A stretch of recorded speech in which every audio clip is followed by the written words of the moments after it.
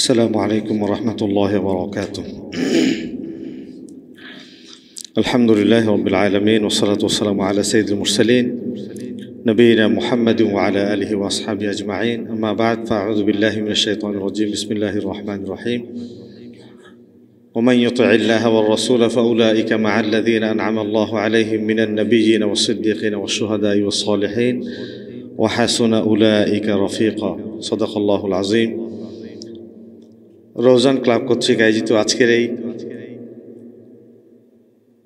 আমার বহুবারের আজকের একটি বারের এই প্রোগ্রামের এই সেমিনারের সম্মানীয় সভাপতি, অতিথিবৃন্দ যারা সকলেই আমার শিক্ষক, বিশ্ববিদ্যালয়ের ডিন স্যার আছেন এবং চট্টগ্রামের ইসলামী বিশ্ববিদ্যালয়ের শিক্ষক না হয়ে স্যার যদি বিদেশে থেকে যেতেন তাহলে আমার মনে হয় আরবের কোনো বিশ্ববিদ্যালয়ের এতদিন অনেক বড় জায়গায় দায়িত্ব পালন করতেন। বিশেষ করে আজকের মাহফিলের যিনি মধ্যমণি হয়ে আসছেন প্রধান অতিথি professor doctor B M Mafizur Rahman Al Azhari sir, যিনি বাংলা ভাষাভাষীদের ভেতর থেকে কেউ যদি একবার দাওয়াত পায় দুবাই একটি কনফারেন্সে, দ্বিতীয়বার তাকে আমন্ত্রণ জানানো হয় না সচরাচর। স্যার সেই প্রোগ্রামে একাধিকবার গিয়েছেন বাংলাদেশের পক্ষ থেকে আমন্ত্রিত হয়ে।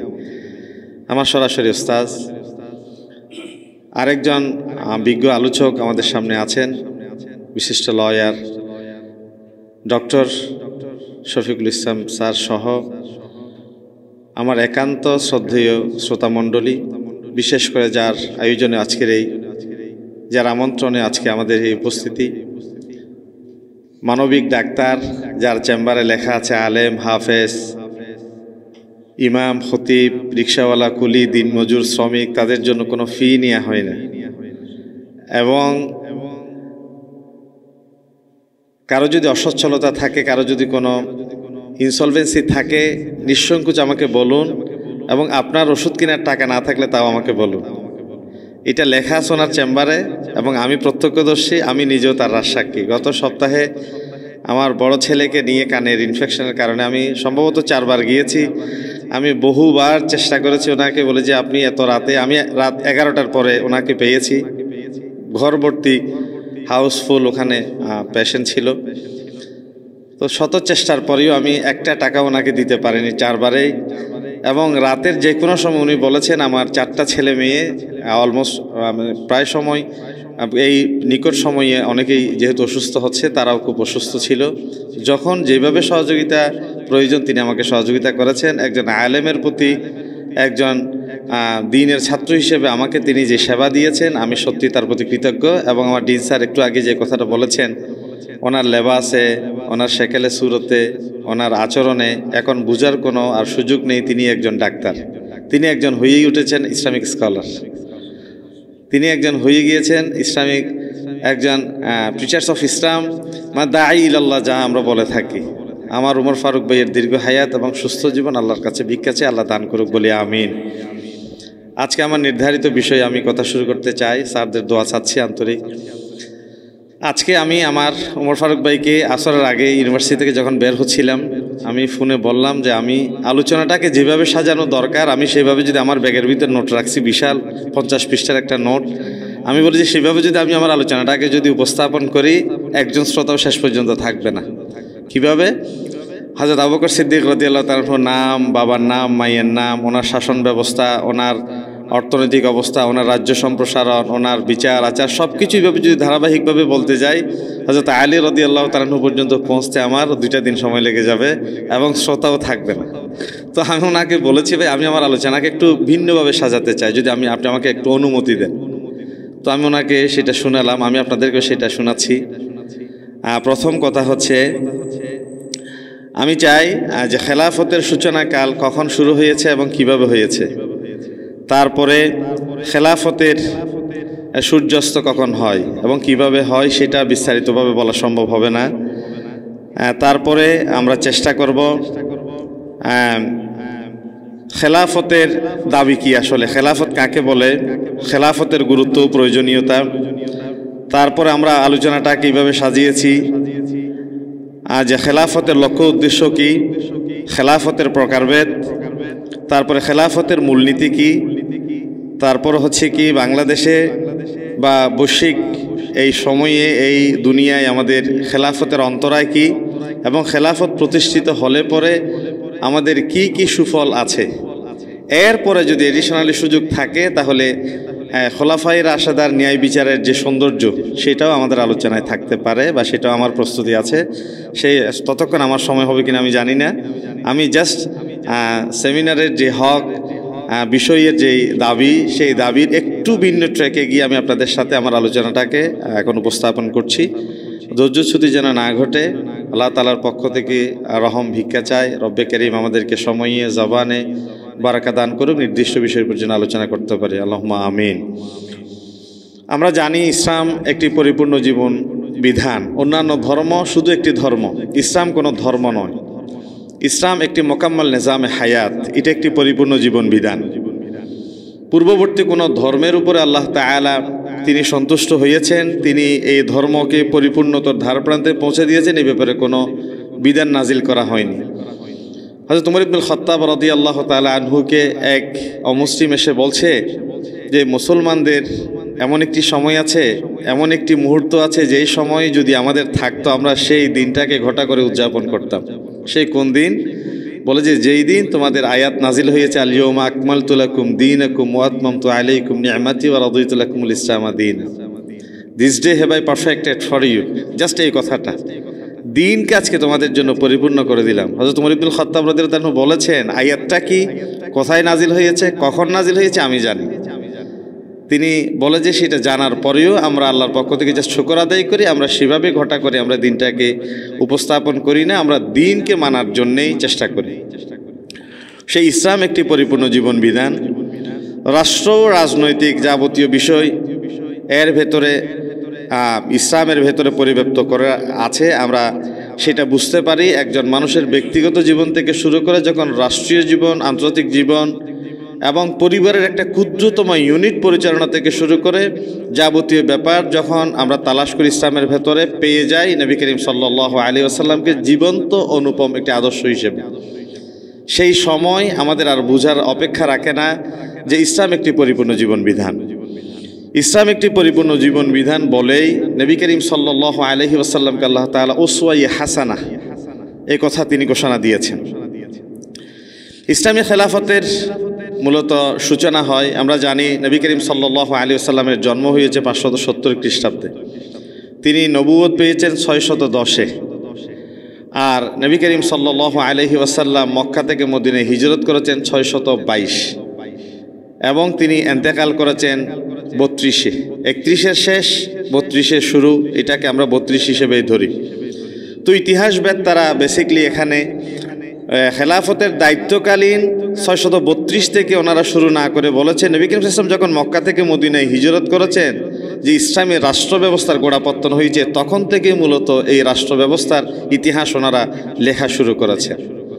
তাহলে আমরা নবী করিম সাল্লাল্লাহু আলাইহি ওয়াসাল্লামের মক্কা থেকে মদিনায় হিজরত করে যাওয়ার পরে the charter of Medina, Medina সনদের মাধ্যমে বহু ধর্মের একটি চুক্তির মাধ্যমে যে রাষ্ট্র ব্যবস্থা তিনি প্রতিষ্ঠা করেছিলেন, সেই রাষ্ট্র ব্যবস্থার শিশু ইসলামী এই সূচনা লগ্ন থেকেই মূলত আমরা নবুয়তের সূচনা হলেও সেটা খেলাফতের একটা রাষ্ট্রের গোড়াপত্তন হিসেবে ধরতে পারি। মদিনায় প্রথম ইসলামী রাষ্ট্র কায়েম করে খেলাফতের সেই ভিত্তি মূলত প্রতিষ্ঠিত হয়। নবী করিম সাল্লাল্লাহু আলাইহি ওয়াসাল্লামের ইন্তেকালের পরে, তিনি ইন্তেকাল করেছেন সোমবার। ইন্তেকালের পরে 3 দিন পর্যন্ত আমার নবীর জিসিম মোবারক পৃথিবীতে ছিল, দাফন হয়েছে বুধবারে। ব্যাপার কি? ব্যাপার ছিল, এটা একটু ঐতিহাসিক ঘটনা। আনসাররা বলে আমাদের পক্ষ থেকে খলিফা নির্বাচিত হবে, মুহাজিররা বলে না আমাদের পক্ষ থেকে খলিফা মনোনীত করা হবে। এইভাবে অনেক চড়াই উতরাই পেরিয়ে একটা সময় হযরত আবু বকর সিদ্দিক রাদিয়াল্লাহু তাআলা আনহু বিষয়টা বুঝতে পেরে একটা জায়গায় এসে তিনি পরামর্শ দিলেন যে আমি ওমর ইবনুল খাত্তাব রাদিয়াল্লাহু তাআলা আনহুকে প্রস্তাব করছি। তিনি এবং হযরত আবু উবাইদা ইবনুল জাররাহ, হযরত ওমর এবং হযরত আবু উবাইদা ইবনুল জাররাহ রাদিয়াল্লাহু তাআলা অনেক সাহাবায়ে কেরামদের পরামর্শের ভিত্তিতে দুজনেই প্রথম কিছু বুঝে ওঠার আগেই নবী করিম সাল্লাল্লাহু আলাইহি ওয়াসাল্লাম জীবদ্দশায় যাকে 17 ওয়াক্ত নামাজের ইমামতির অনুমতি দিয়েছিলেন, 17 ওয়াক্ত নামাজের ইমামতি করেছেন সাইয়্যিদুনা আবু বকর ইবনে কুহাফা রাদিয়াল্লাহু তাআলা আনহু। তার হাতে ওনারা বায়াত শুরু করে দিলেন, আমরাই আপনাকে খলিফা হিসেবে মানলাম। এবং দুজনেই প্রথম হযরত ওমর এবং হযরত আবু উবাইদা ইবনুল জাররাহ রাদিয়াল্লাহু তাআলা, যার ব্যাপারে রাসূলুল্লাহ বলেছেন লিকুল্লি উম্মাতিন আমিন, প্রত্যেক উম্মতের একজন আমিন থাকে। ও আমিনুন উম্মতি আবু উবাইদা ইবনুল জাররাহ, আর আমার উম্মতের আমিন হচ্ছে আবু উবাইদা ইবনুল জাররাহ রাদিয়াল্লাহু তাআলা আনহু, যার ব্যাপারে অনেক লম্বা ইতিহাস আছে। তিনি ইন্তেকাল কিভাবে করেছেন এটা অন্য কোনো প্রসঙ্গে ইনশাআল্লাহ আলোচনা করব। আবু বকর সিদ্দিক রাদিয়াল্লাহু তাআলা আনহু খলিফা হওয়ার পরে রাসূলুল্লাহর দাফন হয়। তিনি ছোট্ট একটা বক্তব্য দিলেন, ইন্নী কদ উল্লিতু আলাইকুম লাস্তু বিখাইরিকুম। এই কথাটা পৃথিবীর ইতিহাসে স্বর্ণ করে আজকে লিখে থাকা দরকার ছিল। সমস্ত বিচার কার্যালয়ে, সমস্ত প্রশাসনিক কার্যালয়ে এই কথাটা লিখে রাখা দরকার ছিল। এবং তিনি বলেছেন, ফাইন রাআইতুমুনি আলা হাক্কি ফাঈনুনি ওয়া ইন রাআইতুমুনি আলা বাতিলিন ফাসাদ্দিদুনি। আমি তোমাদের থেকে মোটেই কোনো অংশে শ্রেষ্ঠ মানুষ নয়, কিন্তু আমরা আজকে এই সেমিনার থেকে বলি, ও আবু বকর সিদ্দিক, আপনি হলেন আল্লাহ রাসূলের পর সর্বাধিক শ্রেষ্ঠ সোনার মানুষ। কারণ নবী করিম সাল্লাল্লাহু আলাইহি ওয়াসাল্লাম যার ব্যাপারে বলেছেন, লাউ কুনতু মুত্তাখিদান খালিলা লাত্তাখাযতু আবু বকর, যদি আমি এই জমিনে কাউকে বন্ধু হিসেবে গ্রহণ করার সুযোগ পেতাম, ও আবু বকর তোমাকে বন্ধু বানিয়ে নিতাম। তবে তোমাকে বন্ধু বানাবার আগে আরশ আজিমের মালিক তোমাকে হাবিবুল্লাহ বলে বন্ধু হিসেবে গ্রহণ করে নিয়েছেন। আল্লাহ রাসূলের পরে সবচেয়ে মর্যাদাবান শ্রেষ্ঠ মানুষ আবু বকর ইবনে কুহাফা রাদিয়াল্লাহু তাআলা আনহু। তিনি রাসূলুল্লাহর জীবদ্দশা ইঙ্গিত পেয়েছেন, তারপরে তিনি খলিফা হচ্ছেন। তিনি বলেছেন, আমি যদি সোজা পথে চলি, দ্বীনের উপর অবিচল থাকি, আমার অনুসরণ করা ফরজ। যদি বাঁকা পথে যাই, আমাকে সঠিক পথে তোলা দিয়েও তোমাদের উপর ফরজ। পৃথিবীর কোন শাসক আছে একটু বলুক তো সেই কথা? সত্য পথে চললে অনুসরণ করবা, বাঁকা পথে চললে ঘাট ধরে আমাকে নামিয়ে নিবে। এই কথার জিস্ট হচ্ছে এটি, আমাদের আঞ্চলিক দেশীয় কথায়। লাস্তু বিখাইরিকুম, আমি তোমাদের ভিতরে শ্রেষ্ঠ মানুষ নয়, তবেই তোমরা জোর করে আমার উপর ক্ষমতা, এই দায়িত্বটা চাপিয়ে দিয়েছ। নবী করিম সাল্লাল্লাহু আলাইহি ওয়াসাল্লাম বলেছেন, কেউ যদি ক্ষমতা ছেয়ে নেয়, তাকে শুধু ক্ষমতা দেয়া হয়। যার উপর ক্ষমতা চাপিয়ে দেওয়া হয়, আল্লাহর সাহায্যের সাথে তার ক্ষমতা আল্লাহ তাআলা দায়িত্ব দেওয়া হয়। এই খেলাফতের দায়িত্ব 632 থেকে আনুষ্ঠানিকভাবে হলেও 622 থেকে হয়। আবু বকর সিদ্দিক রাদিয়াল্লাহু তাআলা আনহু প্রথম খলিফা হিসেবে তিনি প্রথম 632 খ্রিস্টাব্দে দায়িত্ব পালন করেন 2 বছর 3 মাস 9 দিন। হযরত উমর ইবনুল খাত্তাব রাদিয়াল্লাহু তাআলা আনহু দায়িত্ব পালন করেন 10 বছর 6 মাস 3 দিন। হযরত উসমান রাদিয়াল্লাহু তাআলা আনহু দায়িত্ব পালন করেন 11 বছর 11 মাস 17 দিন। হযরত আলী রাদিয়াল্লাহু তাআলা আনহু দায়িত্ব পালন করেন 4 বছর 8 মাস 23 দিন। টোটাল 4 জন খলিফার খেলাফতের সময়কাল 29 বছর 5 মাস 22 দিন। বাকি সময় অবশিষ্ট ছিল 6 মাস 8 দিন, যে দায়িত্ব পালন করেছে হযরত আলী রাদিয়াল্লাহু তাআলা আনহুর বড় সন্তান হযরত হাসান রাদিয়াল্লাহু তাআলা আনহু। তিনি হযরত আমির মুয়াবিয়া রাদিয়াল্লাহু তাআলা আনহুর একটা প্রেক্ষাপট, সেটা এখানে আলোচনা করা সমীচীন হবে না, এই জন্য সেদিকে যাব না। জাস্ট এই হিন্টসটা দিয়ে যাচ্ছি, সিরিয়া কেন্দ্রিক যে ঘটনার একটি প্রেক্ষাপট শুরু হতে চলছিল, তিনি বুঝতে পেরে তিনি বললেন, না আমি আর থাকতে চাচ্ছি না, শৃঙ্খলার স্বার্থে আমি ক্ষমতা হস্তান্তর করলাম। কারণ সকলেই চাচ্ছিল তখন খলিফা হবে একজন, আর এই খলিফা যিনি তার হাতেই বায়াত দিতে হবে। আর আমির মুয়াবিয়া রাদিয়াল্লাহু তাআলা যদি বলেন ওদিকে উনি বায়াত দিবেন, আর হাসান রাদিয়াল্লাহু তাআলা যদি বলেন আমি বায়াত দিব, একটা স্পষ্ট দৃশ্যত কনফ্লিক্ট দেখা যাচ্ছিল। তিনি আত্মসমর্পণ করে বলেন, না আমি এই কনফ্লিক্টে যাব না, আমি আত্মসমর্পণ করলাম বা আমি ক্ষমতা ছেড়ে দিলাম, আমি রাখলাম না। 661 সালে হযরত আমির মুয়াবিয়া রাদিয়াল্লাহু তাআলা আনহু কর্তৃক উমাইয়া খেলাফত প্রতিষ্ঠিত হয়। 661 এই সালে হযরত আমির মুয়াবিয়া রাদিয়াল্লাহু তাআলা আনহুর মাধ্যমে উমাইয়া খেলাফত যে প্রতিষ্ঠিত হয়, যা 750 খ্রিস্টাব্দ পর্যন্ত প্রতিষ্ঠিত ছিল। তাদের ভেতরে 90 বছরে খলিফা ছিলেন টোটাল 14 জন, অর্থাৎ 661 থেকে 750 পর্যন্ত সময় ছিল 90 বছর। খলিফা ছিলেন 14 জন। মুয়াবিয়া ইবনে আবু সুফিয়ান তিনি প্রথম মুয়াবিয়া নামে পরিচিত। ইয়াজিদ ইবনে মুয়াবিয়া প্রথম ইয়াজিদ হিসেবে পরিচিত। মুয়াবিয়া ইবনে ইয়াজিদ দ্বিতীয় মুয়াবিয়া হিসেবে পরিচিত। 4 নম্বর মারওয়ান ইবনে হাকাম, 5 নম্বর আব্দুল মালিক ইবনে মারওয়ান, 6 নম্বর ওয়ালিদ ইবনে আব্দুল মালিক, 7 নম্বর সুলাইমান ইবনে আব্দুল মালিক, 8 নম্বর ওমর ইবনে আব্দুল আজিজ যাকে দ্বিতীয় ওমর বলা হয়, 9 নম্বর ইয়াজিদ ইবনে আব্দুল মালিক দ্বিতীয় ইয়াজিদ, 10 নম্বর হিশাম ইবনে আব্দুল মালিক, 11 নম্বর ওয়ালিদ ইবনে ইয়াজিদ দ্বিতীয় ওয়ালিদ, 12 নম্বর ইয়াজিদ ইবনে ওয়ালিদ তৃতীয় ইয়াজিদ, 13 নম্বর ইব্রাহিম ইবনে ওয়ালিদ, 14 নম্বর মারওয়ান ইবনে মুহাম্মদ যাকে দ্বিতীয় মারওয়ান বলা হয়। তাহলে আমরা দেখতে পাচ্ছি উমাইয়া খেলাফতের 90 বছরে 14 জন খলিফা দায়িত্ব পালন করেছেন। এরপরে উমাইয়া খেলাফতের পরে ইসলামী খেলাফতগুলোর মধ্যে তৃতীয় আব্বাসীয় খেলাফত যা 750 খ্রিস্টাব্দে প্রতিষ্ঠিত হয়, যা 500 বছরের অধিক এই খেলাফতকালে টোটাল 37 জন খলিফা তাদের খেলাফতকালীন সময়ে দায়িত্ব পালন করে। আমার কাছে টোটাল তালিকা আছে 37 জনের, এত লম্বা তালিকা। আমি 2-1 জনের নাম বলছি। 1 নম্বর আবুল আব্বাস আস-সাফা 750 থেকে 754 পর্যন্ত ছিলেন। 2 নম্বর আবু জাফর আল মনসুর, 3 নম্বর মোহাম্মদ আল মাহাদি, 4 নম্বর মোসা আল হাদি, 5 নম্বর হারুন আল রশিদ, 6 নম্বর মোহাম্মদ আল আমিন, 7 নম্বর আবদুল্লাহ আল মামুন, 8 আবুল ফজল মোহাম্মদ আল মোতাসিম, 9 নম্বর জাফর আল ওয়াসিক বিল্লাহ, 10 নম্বর আল মোতাওয়াক্কিল আলাল্লাহ। এভাবে করে 37 জনের তালিকা আমার কাছে আছে এখানে। তারপরে 1258 সালে মঙ্গোলীয়দের আক্রমণে আব্বাসীয় খেলাফতের রাজধানী বাগদাদ যখন ধ্বংস হয়, তখন খেলাফত সেই সময়ের জন্য তখন বিলুপ্ত হয়। আবার পরবর্তীতে মিশরের মামলুক শাসকদের দ্বারাই পুনরায় আব্বাসীয় খেলাফত পুনঃপ্রতিষ্ঠিত হয়। এরপরে 1517 খ্রিস্টাব্দে ওসমানীয় সাম্রাজ্যের সুলতান প্রথম সেলিমের কাছে মিশরের আব্বাসীয় খলিফা কর্তৃক খেলাফত হস্তান্তরিত হলে ওসমানীয় খেলাফত প্রতিষ্ঠিত হয়। এই খেলাফত 400 বছরের অধিক সময় স্থায়ী ছিল, কেউ কেউ সেটা 600 বছর পর্যন্ত বলেছে। তাদের খলিফাদের সংখ্যা ছিল টোটাল 26 জন। এই 26 জনের তালিকাও আছে। ওসমানীয় খলিফা খেলাফতে 26 জন খলিফার একটি ছোট্ট তালিকা। প্রথম ওসমান 1300 থেকে 1326, ওরহান গাজী 1326 থেকে 1362, 3 নম্বর প্রথম মোরাদ 1362 থেকে 1389, 4 নম্বর প্রথম বাইজিদ 1389 থেকে 1402। এইভাবে করে ধারাবাহিকভাবে 26 জন তারা দায়িত্ব পালন করে। এরপরে কেউ যারা 600 বছর পর্যন্ত ওসমানীয় খেলাফত ছিল তারা বলেছে 1909 সালে তুর্কি বিপ্লবের মাধ্যমে খলিফা দ্বিতীয় আব্দুল হামিদ অপসারণ হয় এবং 1918 সাল ওসমানী খেলাফতের বিলুপ্তি হয়। এরপরে 1924 সালে সর্বশেষ খলিফা দ্বিতীয় আব্দুল মজিদকে নির্বাসিত করে কামাল আতাতুর্ক আনুষ্ঠানিকভাবে খেলাফত বিলুপ্ত ঘোষণা করে।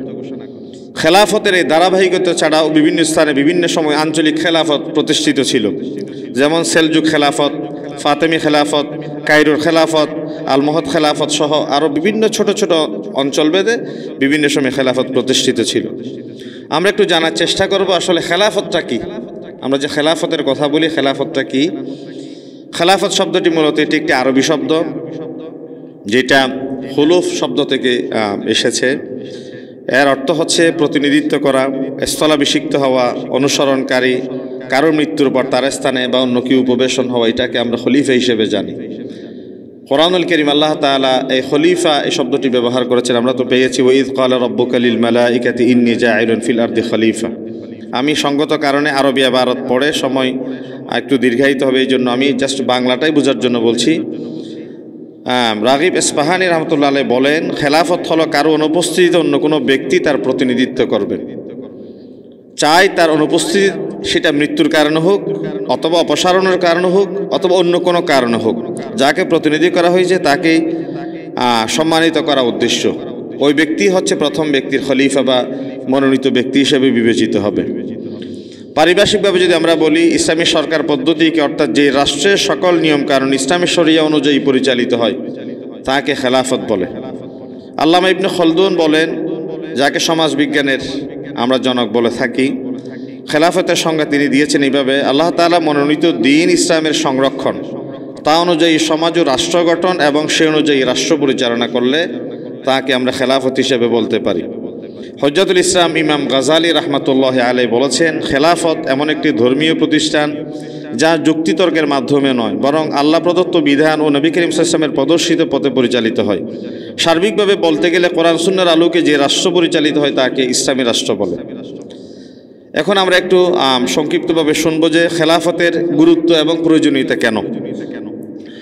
আমরা কোরআনুল কারীমের আয়াত এবং নবী করিম সাল্লাল্লাহু আলাইহি ওয়াসাল্লামের সুন্নাহকে যদি সামনে নিয়ে আসি, দেখতে পাই খেলাফতের এই ব্যাপারটা আল্লাহ তাআলা প্রথম, আমি আমার বিভিন্ন আলোচনায় বলেছি, মানুষ হচ্ছে আল্লাহ তাআলার রাজনৈতিক সৃষ্টি। অনেকে আমার সাথে সেটা বিভিন্ন সময় স্টেজ থেকে নামার পরে কথাও বলেছেন, আপনি এটা কীভাবে বললেন, মানুষ আল্লাহর রাজনৈতিক সৃষ্টি কেমনে হয়? দেখেন, এই যে খলিফা বা প্রতিনিধি নিযুক্ত হয়, খলিফা যিনি খেলাফতের দায়িত্ব পালন করবেন, স্বাভাবিক আল্লাহ রাব্বুল আলামিন যেহেতু আমাদেরকে না চাইতে সব কিছু দিয়েছেন, আল্লাহ চান আলা আলাহুল খালক ওয়াল আমর, আমার নির্দেশ তোমরা পালন করো, সেটাই আমার চাওয়া। আর আল্লাহর নির্দেশ যদি এখানে বান্দা প্রতিষ্ঠিত করতে চায়, তাহলে কায়েমি স্বার্থবাদী শক্তি যারা, তাদের সাথে একটি সাংঘর্ষিক একটা পরিবেশ তৈরি হয়। তাহলে আল্লাহ তাআলা চাচ্ছেন বনি আদমকে দিয়ে, ইয়া দাউদ ইন্না জাআলনাকা খলিফাতান ফিল আরদ, আমি চাই দাউদ তুমি জমিনে খলিফা হয়ে খেলাফত কায়েম করো। এবং এই খেলাফতের যে মানুষ বিরোধিতা করবে, আল্লাহ তাআলা সেই কথাও ইঙ্গিতে বলে দিয়েছেন, ওয়ালা তাত্তাবিউল হাওয়া, তুমি রিপোর্ট তাড়নার বশবর্তী হয়ে যে কাজ মানুষ করে, এই কাজ করা যাবে না।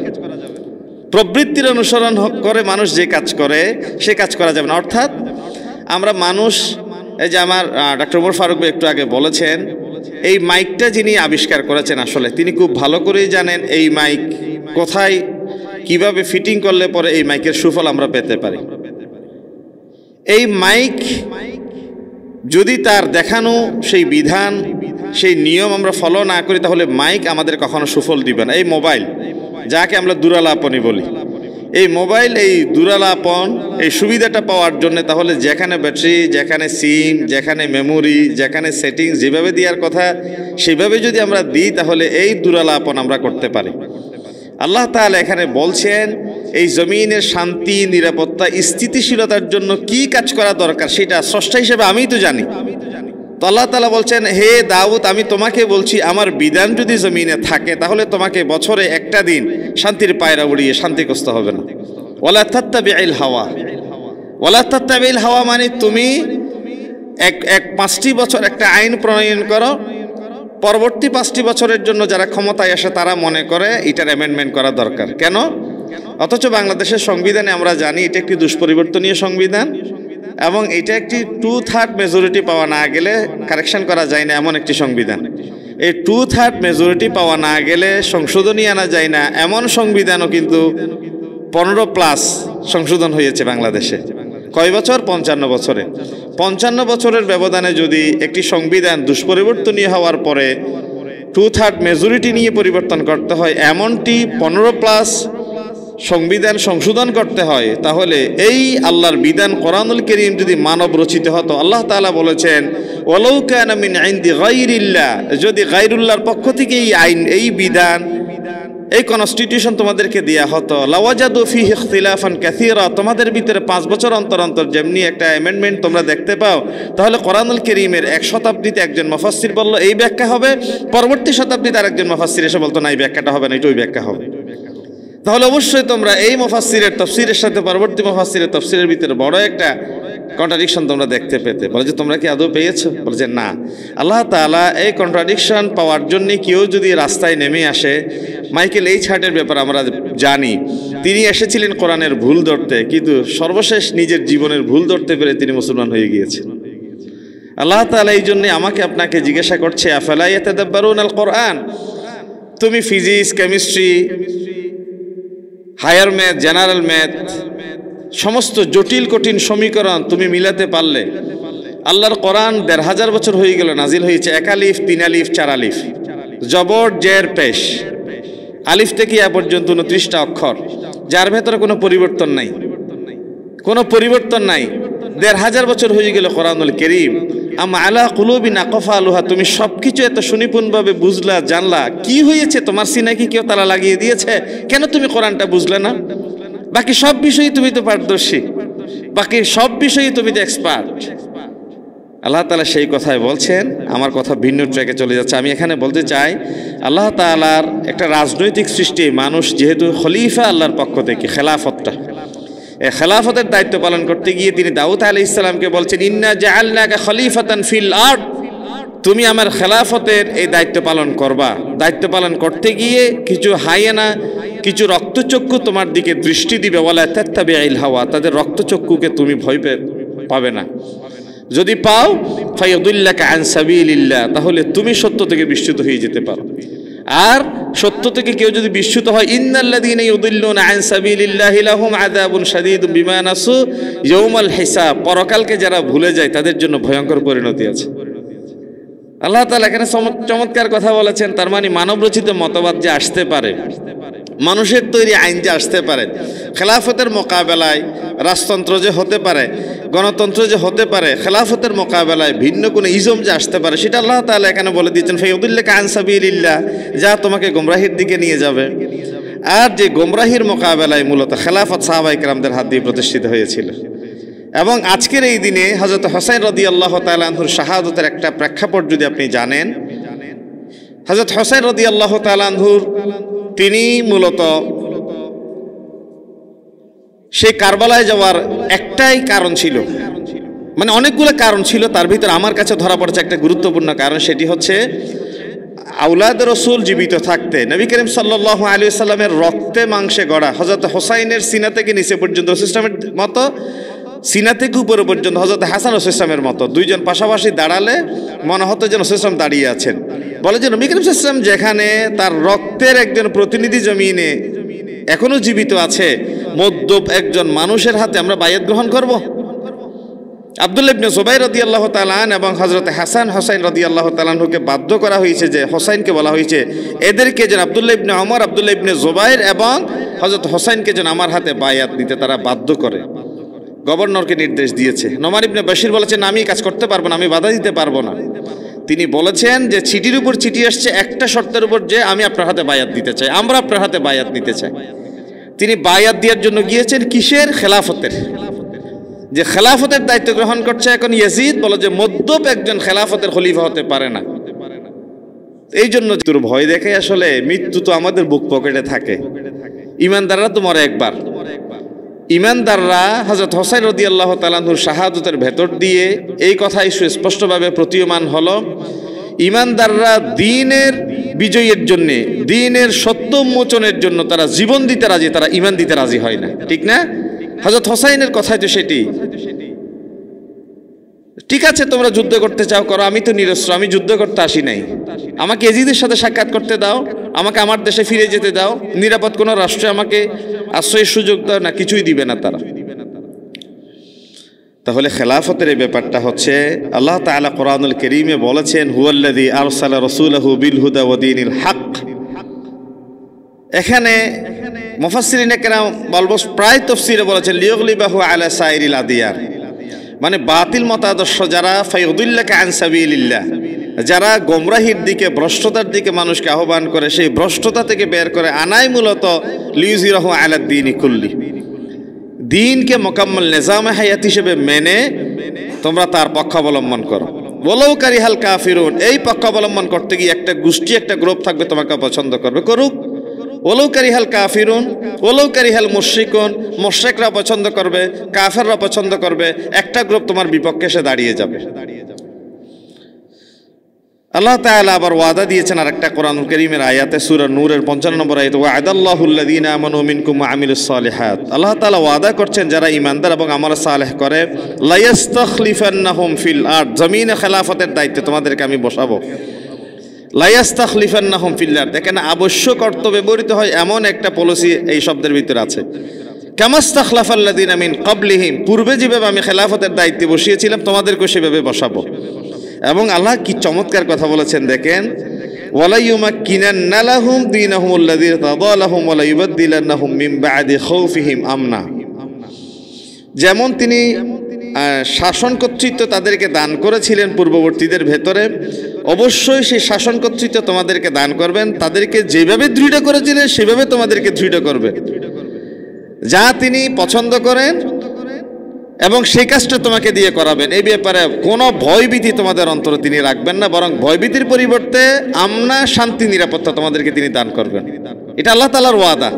এই আয়াতে তিনটা কথা বলেছেন অত্যন্ত গুরুত্বের সাথে আল্লাহ তাআলা। নাম্বার 1, লা ইস্তাখলিফান্নাহুম ফিল আরদ, তিনি ওয়াদা করছেন তোমাদেরকে খেলাফতের দায়িত্বে বসাবেন। নাম্বার 2, খেলাফতের মাধ্যমে দ্বীনকে সুদৃঢ় করবেন। ওয়ালা ইউমাক্কিনান্না লাহুম দীনাহুমুল্লাযী ইরতাদা লাহুম। নাম্বার 3, ওয়ালা ইউবাদদিলান্নাহুম মিন বা'দি খাউফিহিম আমনা, খেলাফতের মাধ্যমে তিনি তোমাদের অন্তরে শান্তি নাজিল করবেন। আল্লাহ তাআলা তো এখানে যা বলার দরকার, আমাদের যা প্রয়োজন, তিনি এক আয়াতের ভিতরে তিনটা কথা বলে দিয়েছেন। তোমাদেরকে ক্ষমতার মসনদে বসাবেন, তোমাদের ভিতরে দ্বীনকে সুদৃঢ় করবেন, এবং তোমাদেরকে দ্বীন বিজয়ের মাধ্যমে মানসিক একটি প্রশান্তি তিনি তোমাদেরকে দিবেন। এবং আল্লাহ তাআলা এই দ্বীন যে বিজয় করবেন, এই দ্বীন যে প্রতিষ্ঠিত করবেন, তিনি একটি কন্ডিশন দিয়েছেন আমাদেরকে। ইয়া আইয়ুহাল্লাযীনা আমানু, সূরা মুহাম্মদের আয়াত, ইন তানসুরুল্লাহ, তোমরা আল্লাহকে সাহায্য করো, ইয়ানসুরুকুম, তাহলে তিনি তোমাদেরকে সাহায্য করবেন। দেখেন আল্লাহ তাআলা এখানে কথা বলার ক্লজটা কি চমৎকার। ইন তানসুরুল্লাহ ইয়ানসুরুকুম, তিনি তোমাদেরকে সাহায্য করবেন যদি তোমরা আল্লাহকে সাহায্য করো। এরপরে 3 নম্বর কথা বলেছেন, ওয়া ইউসাব্বিত আকদামাকুম, তোমাদেরকে দ্বীন যখন মাথার উপরে বিজয়ী হিসেবে দিবেন, তখন সেই সময় টিকে থাকার মতো তোমাদের শক্তিও তিনি দান করবেন।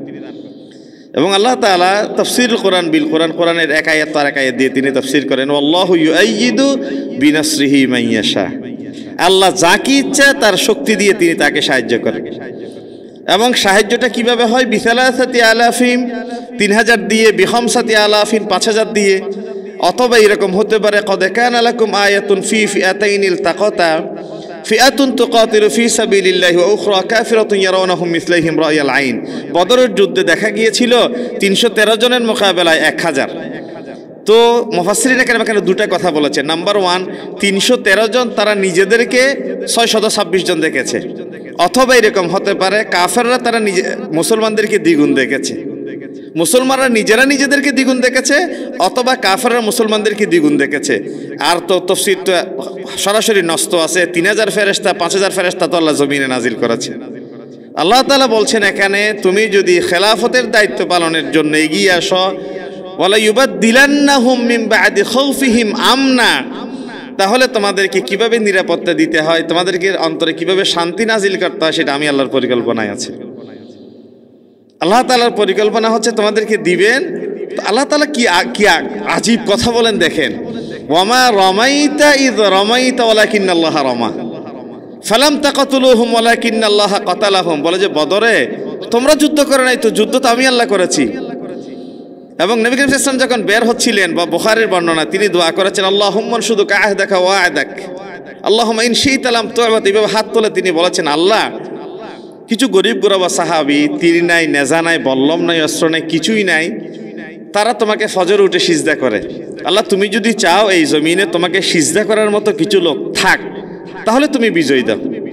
আল্লাহ, তুমি যদি চাও তোমাকে সিজদা করার মতো, তোমাকে মানার মতো কেউ না থাক, তাহলে তুমি আমাদেরকে যা ইচ্ছা করো। ফাআখাযা আবু বকর সিদ্দিক এদ্দুর দোয়া শুনে তিনি আসলেন, তিনি বললেন, ওয়াকালা হাসবুক ইয়া রাসূলুল্লাহ, যথেষ্ট হয়ে গিয়েছে, আপনি যা বলেছেন এটুকুতেই যথেষ্ট। সাইয়ুহজামুল জামউ ওয়া ইউওয়াল্লুনা দুবুর, আমি এখান থেকেই দেখতে পাচ্ছি আপনার দোয়া এইটা বুলেটের মতো কাজ করছে, তারা পশ্চাৎপদ হয়ে পলায়ন করবে, সেটা আমি এখন থেকে বুঝতে পারছি। তো দোয়ার অ্যাকশন এবং আল্লাহ তাআলার আয়াত নাজিল দেখেন, ফালাম তাকাতুলুহুম ওয়ালাকিন্নাল্লাহা কাতালাহুম, তোমরা যুদ্ধ করো না, আমি আল্লাহ করেছি। ওয়ামা রামাইতা ইয রামাইতা ওয়ালাকিন্নাল্লাহা রামা, তোমরা নিক্ষেপ করেছো, তোমরা চালিয়েছো খেজুর গাছের ঢাল, খেজুর গাছের ঢালকে শানিত ধারালো তরবারিতে পরিণত করেছে আমি আল্লাহ। সুবহানাল্লাহ বলেন না? তো আল্লাহর তো ওয়াদা আছে, আল্লাহ তো করেছে, সেটা প্র্যাকটিক্যালও দেখিয়েছেন, থিওরিটিক্যালও আল্লাহ তাআলা বলছেন তুমি করো, আমি করব। আর আমি আল্লাহ বলছেন যে তুমি আসার পরে আমি সাহায্য করেছি কিনা দেখো, যে করেছি আমি। 313 জন দিয়ে না হয় কেমনে 1000 জনের বিরুদ্ধে তারা জয়ী হয়। তাহলে এই আয়াতে আমরা দেখতে পাচ্ছি আল্লাহ তাআলা 3টা কথা অত্যন্ত চমৎকারভাবে বলেছেন। এছাড়াও খেলাফতের প্রয়োজন আল্লাহ তাআলা বলেছেন, হুয়াল্লাযী জাআলাকুম খালাইফাল আরদ ওয়া রাফা'a বা'দাকুম ফাওকা বা'দ, এই জমিনে তোমাদেরকে খেলাফতের খলিফা বানিয়ে পাঠিয়েছেন এবং একজনের উপর আরেকজনকে আল্লাহ তাআলা মর্যাদা দিয়েছেন। আর একটা হাদিসে আছে, নবী করিম সাল্লাল্লাহু আলাইহি ওয়াসাল্লাম বলেছেন, এটা বুখারীর হাদিস, বলে যে বনী ইসরাইলের আম্বিয়া কেরাম নেতৃত্বের জায়গায় ছিলেন। যখন কোন নবী ইন্তেকাল করত, পরবর্তী আরেকজন নবীকে আমি স্থলাভিষিক্ত করে দিতাম। নবী করিম সাল্লাল্লাহু আলাইহি ওয়াসাল্লাম বলেছেন, আমার পরে তো তোমাদের কাছে আর কোনো নবী আসবে না, তবে আমার পরে খলিফা আসবে। আমার পরে কোনো নবী আসবে না। যদি আমার পরে কোনো নবী আসতো, লাকানা ওমর ইবনুল খাত্তাব রাদিয়াল্লাহু তাআলা, খাত্তাবের পুত্র ওমরকে আল্লাহ তাআলা নবুয়ত দিয়ে নবীর মর্যাদা দান করতেন। তাহলে এখানে বলা হচ্ছে বনী ইসরাইলে একজনের জায়গায় আরেকজন, একজনের পরে আরেকজন নবী এসে দায়িত্ব পালন করেছে, কিন্তু আমার পরে কোনো নবী আসবে না, আমার পরে আসবে খলিফা, তারা খেলাফতের দায়িত্ব পালন করবে। এরপরে খেলাফত কেন প্রয়োজন তার কয়েকটি দৃষ্টান্ত যদি আমরা এইভাবে বলি, ইসলামী আইন বাস্তবায়নের জন্য আল্লাহ তাআলা এই জমিনে খেলাফতের কথা বলেছেন। খেলাফতের এই চিন্তাই ভাবনা যদি ডাক্তার উমর ফারুক ভাইদের মতো কিছু ত্যাগী মানুষ না করতেন, এখানে মূর্তি পূজার সয়লাভ হয়ে যেত। কেমনে? বিশ্ববিদ্যালয়ের স্যাররা যদি বিশ্ববিদ্যালয় না বলে, মাদ্রাসার আলেমরা যদি, ওস্তাদরা যদি মাদ্রাসায় না বলে, ব্যবসায়ীরা যদি ব্যবসায় চিন্তা না করে, লয়াররা যদি তাদের পরিবেশে এই কথা চিন্তা না করে, যার যার জায়গায় উদাসীন একটা মনোভাব নিয়ে থাকে, তাহলে এই দেশ এটা মূর্তি পূজার একটা স্বর্গরাজ্যে পরিণত হতো। কেমনে? মুসা আলাইহিস সালাম চলে গেছে কেবল 40 দিনের জন্যে। 40 দিনের এই সংক্ষিপ্ত সময়ে তারা গরুর বাছুর বানিয়ে তার পূজা করা শুরু করে দিয়েছে। কারণ এই জমিনে আল্লাহ তাআলা দুটা কথা বলেছেন, আমর বিল মারুফ নাহি আনিল মুনকার। সৎ কাজের আদেশ, অসৎ কাজের নিষেধ, অর্থাৎ সত্যের প্রতিস্থাপন, অসত্যের মূলোৎপাটন। সেটা কিভাবে? আজকে যদি এই দেশে ইসলামী হুকুমত কায়েম হয়, তাহলে সিনেমা হলগুলো কি বন্ধ হয়ে যাবে? না, সিনেমা হল বন্ধ হবে না। কি হবে তাহলে? এই যে আমরা বলি সুস্থ ধারার সংস্কৃতি বিনির্মাণের জন্য এই সিনেমা হলগুলোতে আমরা ইসলামী কালচারের যে সিনেমা সেটা চালু করে দিতে পারি। আমরা আমাদের ছেলে মেয়েদের জন্য সুস্থতার যে বিনোদন সেটার প্রবর্তন করতে পারি। অ্যাক্টর অ্যাক্ট্রেস যারা আছে তাদেরকে আমাদের দ্বীনি চেতনায় উজ্জীবিত করে তাদেরকে ট্রেন্ড আপ করতে পারে। তাহলে অসত্যের মূলোৎপাটনের সাথে সাথে ওই জায়গাটা আপনি খালি রাখতে পারবেন না, কারণ ওই জায়গায় খালি রাখা মানে এমটি মাইনাস ডেভিলস ওয়ার্কশপ, আপনি জানেন, শূন্য স্থান তো শয়তানের ঘর। এই জায়গায় সত্যের একটা বীজ বপন করে দিতে হবে। সত্যের বীজ বপন মানে এই আজকের আয়োজিত এই প্রোগ্রাম। আমি আমার জায়গা থেকে, আপনি আপনার জায়গা থেকে, উনি ওনার জায়গা থেকে, প্রত্যেকের জায়গা থেকে যখন কাজ করবে, তখন দেখা যাবে যে সৎ কাজের আদেশ, অসৎ কাজের নিষেধ প্রকারান্তরে এটা খেলাফতের একটা দায়িত্ব পালনের জন্য আপনি বীজ বপন করে দিলেন। এর এই খেলাফতের লক্ষ্য এবং উদ্দেশ্য কি ছিল? খেলাফতের লক্ষ্য এবং উদ্দেশ্য ছিল এই, নবী করিম সাল্লাল্লাহু আলাইহি ওয়াসাল্লাম 610 খ্রিস্টাব্দে যখন ইসলাম প্রচার করে, তখন রাসূল সাল্লাল্লাহু আলাইহি ওয়াসাল্লামকে তারা তিনটা কথা বলেছে, আমরা জানি সকলেই। বলে যে মোহাম্মদ পাগল, মোহাম্মদ গণক, মোহাম্মদ জাদুকর। তিনটা রেফারেন্স আছে কোরআন শরীফের আয়াত। কেউ এসে বলছে মুহাম্মদ সাল্লাল্লাহু আলাইহি ওয়াসাল্লাম কি কবি হয়ে গিয়েছেন? তিনি কবিতা এত চমৎকার করে আবৃত্তি করছেন। তিনি কি গণক হয়ে গিয়েছেন? তিনি যে গণনা করছেন জ্যোতির্বিজ্ঞান নিয়ে, তিনি এখন গবেষণা করে। আল্লাহ তাআলা বলছেন ওমা হুয়া বিকাউলি শাইর ওয়ালা বিকাউলি কাহিন ওমা সাহিবুকুম বিমাজনুন। কোন শিবের এক এক জায়গায় আল্লাহ তাআলা তিনি পাগল নন, তিনি কবি নন, তিনি গণক নন, এইভাবে করে আল্লাহ তাআলা বললেন। দেখেন মানে সময়টা কতক্ষণ এবং তারা কি আজকে কি কথা বলে, কালকে কি কথা বলে। তারা মুহাম্মদ সাল্লাল্লাহু আলাইহি ওয়াসাল্লামকে বলছে মোহাম্মদ আল আমিন। মোহাম্মদ আল আমিন এই কথাটা ছিল 40 বছর পর্যন্ত। 40 বছর পরে যখন কোরআনুল কারীম হাতে মুহাম্মদ সাল্লাল্লাহু আলাইহি ওয়াসাল্লাম সামনে আসলেন, রাতারাতি কোরআনুল কারীম হাতে দেখেছে, ইকরা বিসমি রাব্বিকাল্লাযী খালাকের কথা শুনেছে। এই যে আল আমিন আস-সাদিক আল মসদুক, সত্যবাদী বিশ্বাসী বন্ধু, এই কথার পরিবর্তে বাকি তিনটা কথা এসে গেল, মোহাম্মদ পাগল, গণক, জাদুকর। তাহলে আল্লাহ তাআলা বলছেন দাউদ তুমি খলিফা, খেলাফতের দায়িত্ব পালন করো। মুহাম্মদ তুমি শেষ নবী, তোমার নবুয়ত প্রচার করো। الذين يتبعون الرسول النبي الأمي الذي يجدونه مكتوبا عندهم في التوراة والإنجيل। তৌরাত জাবুর তোমার আশার বেশারত ছিল, যা পূর্ববর্তী নবী রাসূলগণ দিয়ে গিয়েছিল। রাসূল যখন এই যে কোরআনুল কারীমটা সামনে নিয়ে কেবলমাত্র আসলেন, সাথে সাথেই তারা পল্টি দিল কি পাগল, গণক, জাদুকর। নবী করিম সাল্লাল্লাহু আলাইহি ওয়াসাল্লাম, আমার এই কাহিনী বলা উদ্দেশ্য নয়, কিন্তু আমার একটা মেসেজ দিয়ে উদ্দেশ্য এখান থেকে। মেসেজটা কি? মুহাম্মদ সাল্লাল্লাহু আলাইহি ওয়াসাল্লাম তাদেরকে যখন পাগল, গণক, জাদুকর বক্তব্য শুনে তিনি তো থেমে যান নাই, সময়ের আবর্তনে তিনি সাহাবায়ে কেরামদের সামনে বলছেন, খৈরুল কুরুনি করনি সুম্মাল্লাযীনা ইয়ালুনাহুম সুম্মাল্লাযীনা ইয়ালুনাহুম। এই মেসেজটা দিয়ে উদ্দেশ্য আমার, তারা বলেছে মোহাম্মদ পাগল গণক জাদুকর। এর কিছুদিন পরে মুহাম্মদ সাল্লাল্লাহু আলাইহি ওয়াসাল্লাম তাদেরকে সামনে নিয়ে বলছেন, আদম থেকে শুরু করে কিয়ামত পর্যন্ত জগতের কোন শ্রেষ্ঠ সোনালী যুগ যদি তোমরা দেখতে চাও, আমার যুগ দেখো। এবং রাসূল সাল্লাল্লাহু আলাইহি ওয়াসাল্লাম সাহাবায়ে কেরামদেরকে দেখিয়ে বলছে, এই সেই সাহাবী যারা পাহাড়ে গেলে হিংস্র জন্তু জানোয়ার তাদের জন্য জায়গা ছেড়ে দেয়। এই সেই সাহাবী ইয়াবতাগুনা ফাদলাম মির রাব্বিহিম ওয়া রিদওয়ানা সীমাহুম ফি ওয়ুজুহিহিম মিন আসারিস সুজুদ, যাদের রাত্রি কাটে জায়নামাজে, যাদের দিন কাটে ঘোড়সওয়ারি হয়ে যাদের দিন অতিবাহিত হয়, রাত্রি জাগরণ করে তারা জায়নামাজে দাঁড়িয়ে। তাহলে সাহাবায়ে কেরাম কারা? যারা কিছুদিন আগে বলেছে পাগল গণক জাদুকর, আবার রাসূল সাল্লাল্লাহু আলাইহি ওয়াসাল্লাম সময়ের আবর্তনে তাদেরকে বলছে শ্রেষ্ঠ মানুষ যদি দেখতে চাও সাহাবাইদেরকে দেখো, আসহাবি কান নুজুম, আকাশের নক্ষত্র তুল্য। তোমরা তাদেরকে গালিগালাজ করিও, লা তাসুব্বু আসহাবি, কারণ তাদের মতো মানুষ আগেও ছিল না, পরেও আসবে না। আল্লাহ তাআলা ইখতারহুমুল্লাহ লিসুহবাতি নবী ওয়া লিকামাতি দ্বীন। ইবনে মাসউদ রাদিয়াল্লাহু বলছেন যে সাহাবায়ে কেরামদের মতো মানুষ পৃথিবীতে আর কোনো সময় কোনো জাতি প্রত্যক্ষ করবে না, তাদেরকে আল্লাহ তাআলা স্পেশাল রাসূলুল্লাহর জন্য পাঠিয়েছেন। তো কিছুদিন আগেই তো তারা বলেছে পাগল, কিছুদিন আগেই তো তারা বলেছে গণক, কিছুদিন আগেই তো তারা বলেছে জাদুকর। তাহলে কিসের উপর ছিল? সেটা ছিল আল্লাযীনা ইয়াত্তাবিউনা রাসূলান নাবিয়্যাল উম্মিয়্যাল্লাযী ইয়াজিদুনাহু মাকতুবান ইনদাহুম ফিত তাওরাতি ওয়াল ইনজিল। এর পাশাপাশি ইন্নী রাসূলুল্লাহি ইলাইকুম জামিআ, তিনি রিসালাতের দায়িত্ব পালন করেছেন। পরবর্তীতে রিসালাতের দায়িত্বটা খেলাফত শাব্দিক শুধু পরিবর্তন হয়েছে, দায়িত্বটা বরাবর। রাসূল ইসলামের রিসালাত ছিল, রাসূল ইসলামের ইন্তেকালের পরে শুধু শব্দের পরিবর্তনের মাধ্যমে খেলাফত হয়েছে। খেলাফত আলা মিনহাজিন নবুওয়া, নবুয়তের আদলে খেলাফত। এই খেলাফতের উদ্দেশ্য হচ্ছে কি? তাহলে শান্তি, শৃঙ্খলা, স্থিতিশীলতা, নিরাপত্তা। এটা তো এই একটা এক্সাম্পলের মাধ্যমে বোঝা যায়। খেলাফতের কিছু প্রকার অনেকে উল্লেখ করেছেন। খেলাফতকে দুই ভাগে অনেকে বিভক্ত করেছেন। নাম্বার 1, আল্লাহ তাআলার পক্ষ থেকে খেলাফত, অর্থাৎ আল্লাহ তাআলার পক্ষ হতে আম্বিয়া আলাইহিস সালাম মানব জাতির উপর যে খেলাফতের দায়িত্ব অর্পিত হয়েছে তা এর দ্বারা উদ্দেশ্য। যেমন সূরা বাকারার আয়াত ইন্নী জাইলুন ফিল আরদি খলিফা। তারপরে 2 নম্বর, আম্বিয়া আলাইহিস সালামের পক্ষ থেকে খেলাফত, অর্থাৎ আম্বিয়া আলাইহিস সালামের ইন্তেকালের পরে যারা তার স্থলাভিষিক্ত হয়েছেন তারা যে দায়িত্ব পালন করে সেটা হচ্ছে খেলাফত। শাহ ওলিউল্লাহ মুহাদ্দিস দেহলভী রাহমাতুল্লাহ আলাইহি বলছেন খেলাফত 2 প্রকার।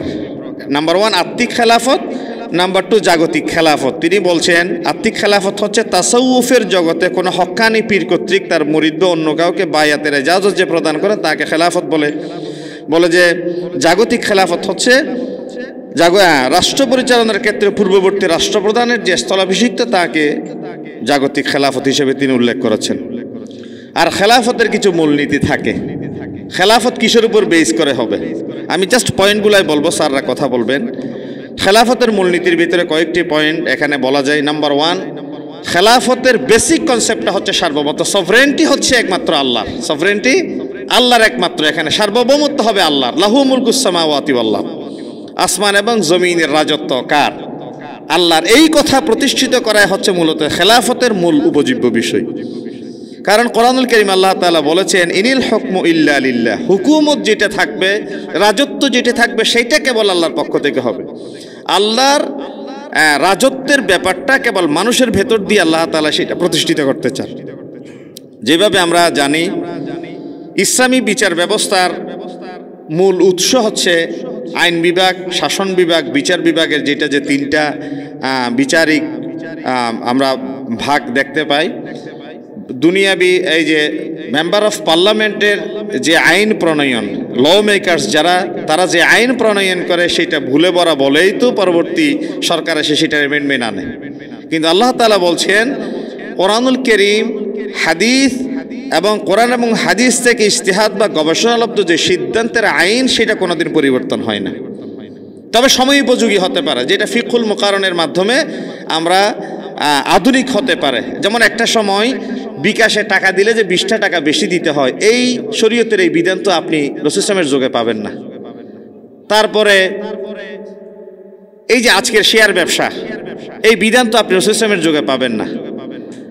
তারপরে আধুনিক যেই ব্যবসার কনসেপ্ট, এইটার জন্যে ফুকাহায়ে কেরামরা ইজতিহাদ করে ফিকুল মুকাররন, যেটা আধুনিক ফিকহকে সেটা ঢেলে সাজিয়েছেন। তাহলে বেসিক কনসেপ্টটা থাকবে কোরআন সুন্নাহ, এই দুই বিষয়কে কেন্দ্র করে কোরআন এবং হাদিসের আলোকে যদি ইজতিহাদ করা যায়, ইজতিহাদ করে যদি আপনি মূল জায়গায় পৌঁছতে পারেন তাহলে দুইটা সওয়াব পাবেন। ইজতিহাদ করে যদি কোনোভাবেই আপনার ভুলও হয় তাহলে আপনার জন্য একটা সওয়াব, ফালাহু আজরুন, একটা সওয়াব আপনার জন্য আছে। আপনি চেষ্টা করেছেন, কষ্ট করেছেন উম্মার জন্য। আর এই খেলাফতের এই মূলনীতির প্রথম নাম্বার কিসের উপর বেস করে এই খেলাফতটা হবে, কেন প্রয়োজন, যে সার্বভৌমত্বের জন্য যে খেলাফত প্রয়োজন, আল্লাহ তাআলা কোরআনুল কারীমের সূরা হাদীদে যেই কথা বলছেন, লাকাদ আরসালনা রাসূলানা বিল বাইয়িনাত, আমি রসুল দিয়ে কিছু বাইয়িনাত পাঠিয়েছি, কিছু দলিল আদিল্লা তোমাদেরকে দিয়েছি। ওয়া আনজালনা মাআহুমুল কিতাব ওয়াল মিজান, এখানে দুইটা কথা বলেছেন। আমি তোমাদেরকে দিয়েছি একটা কিতাব, নাম্বার 2 মিজান, একটা মানদণ্ড এবং একটা কিতাব। কেন দিলাম? লিয়াকুমান নাসু বিল কিসত, যেন করে এর দ্বারাই সুবিচার কায়েম করা যায়, ন্যায় বিচার কায়েম করা যায়। এখন ন্যায় বিচার কায়েম করা যায় সেটা তো একটা থিওরি, সেটা তো একটা মুখের একটা বলি শুধু। তো ন্যায় বিচার কাকে বলে সেটা তো আমি জানি না। ন্যায় বিচার কাকে বলে সেটা জানার জন্যে জাস্ট সিম্পল একটা কথা শুনলেই যথেষ্ট হয়ে যায়।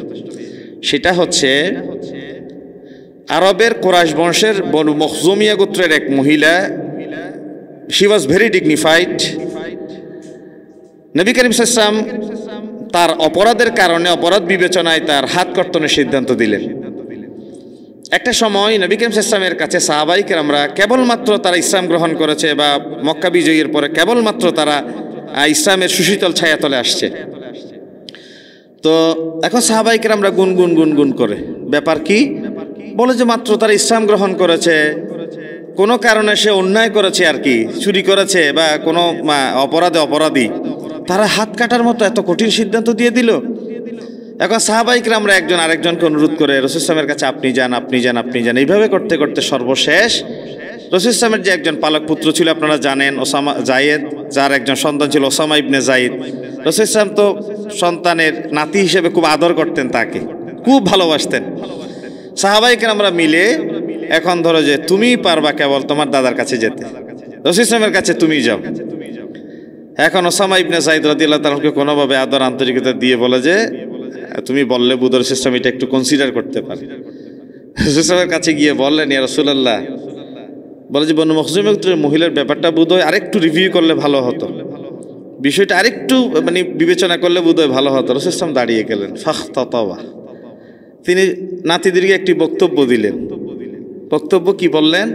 আতাশফাউ ফি হাদ্দিম মিন হুদুদিল্লাহ, হে ওসামা ইবনে যায়েদ, আল্লাহর তাআলার একটা বিধান জমিনে কার্যকর হবে, মুহাম্মদ সাল্লাল্লাহু আলাইহি ওয়াসাল্লাম সিদ্ধান্ত দিয়েছে, এই আল্লাহর বিধান জমিনে কায়েম হওয়ার অন্তরায় হতে কি তুমি আমার কাছে সুপারিশ করতে আসছো? বলে যে অতীতে অনেক কওম, অনেক জাত পৃথিবীর ইতিহাস থেকে নিশ্চিহ্ন হয়ে গিয়েছে, যারা দুর্বল, আকামু আলাইহিল হাদ, এই যে রাস্তার ধারে সিগারেট কাছে একজন রিক্সাওয়ালা 50 টাকা জরিমানা করে দিল তারা। এই যে সোনালী ব্যাংক, হলমার্কস, ডেস্টিনি, ইসলামী ব্যাংক, বড় বড় রাগব বলরা crore crore million trillion dollar খেয়ে চলে যায়, তাদের কোনো বিচার হয় না, তারাকু, তাদেরকে ছেড়ে দেয়। রাসূল সাল্লাল্লাহু বলে যে অতীতে যারা দুর্বল ছিল তারা কোনো অপরাধ করলে আকামু আলাইহিল হাদ, শরীয়তের বিধান তাদের উপর কার্যকর করা হতো। আর কোনো শক্তিশালী মানুষ কোনো অন্যায় করলে তারাকুহু, তাদেরকে ছেড়ে দেওয়া হতো। ওয়াইমুল্লাহ, আল্লাহর কসম করে বলছি, লাউ আন্না ফাতিমাতা বিনতে মুহাম্মদ সাল্লাল্লাহু আলাইহি ওয়াসাল্লাম, যদি আমার মেয়ে ফাতেমা সারাকাত, আজকে চুরি করতে, চুরির দিয়ে অভিযুক্ত হতো, লাকাতাতু ইয়াদাহা, আমি মুহাম্মদ সাল্লাল্লাহু আলাইহি ওয়াসাল্লাম বলছি, আমি মুহাম্মদ সাল্লাল্লাহু আলাইহি ওয়াসাল্লাম আমার মেয়ে ফাতেমার হাত আজকে কেটে দিতাম। সুবহানাল্লাহ বলেন। তো এটা কি আর থিওরি থাকলো? এটা তো প্র্যাকটিক্যাল হয়ে গেল। এটা তো থিওরি থাকলো না। রাসূল সাল্লাল্লাহু আলাইহি শুধু বলেন নাই, তিনি করে দেখিয়েছেন যে খেলাফতের দায়িত্বটা হচ্ছে এই জায়গায়। এখানে লিয়াকুমান নাসু বিল কিসত, এবং খেলাফতের আরেকটা গুরুত্বপূর্ণ ব্যাপার হচ্ছে অপরাধ করার পরে অপরাধী অকপটে তিনি বলে দিবেন যে আমি দুনিয়ার শাস্তিকে মাথা পেতে নিলাম আখিরাতের ভয়ঙ্কর শাস্তির চেয়ে। এক মহিলা আসছে, তাও বুখারীর হাদিস, ইয়া রাসূলুল্লাহ ইন্নী জানাইতু, একবার বলে, দুইবার বলে, বলে যে আবি কি মাজনুন, তুমি কি পাগল? এই ভরা মজলিসে তুমি বলছো যে আমি বেবিচার করে আসছি? বলছেন ইয়া রাসূলুল্লাহ আমি ব্যভিচার করে আসছি। বলে যে তোমার পেটে বাচ্চা আছে? বলে যে হ্যাঁ। বাচ্চা প্রসব করে আসো।